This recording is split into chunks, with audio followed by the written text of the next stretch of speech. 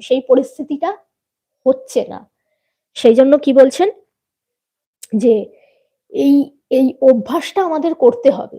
যখন এই অভ্যাসটা আমরা করছি যে খুব সহজে ভেঙে পড়লাম না বা কঠিন পরিস্থিতিটাকে মানিয়ে নিচ্ছি যে আজকে আমার খুব খারাপ পরিস্থিতি যাচ্ছে অনেকদিন ধরে, যে এটাই আমার পার্মানেন্ট নয়। যেমন বছর শেষ হয়, ২০২৫ সাল শেষ হয়ে যে হচ্ছে, এটা ডিসেম্বরের আজকে কত তারিখ হলো যেন? ২০-২১ হবে।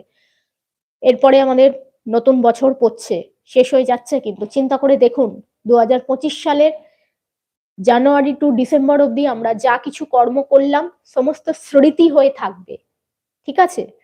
তো এই যে নতুন বছর আসছে সেরকম আপনার আমার জীবনের যে দুঃখ কষ্ট যাই কিছু হোক না কেন, এগুলো কিন্তু এই মুহূর্তের জন্য, পার্মানেন্ট কোনো কিছু না। আর দুঃখ কষ্ট পাচ্ছি মানে শ্রেয়সী মায়ের ভাষায় এগুলোকে আমাদের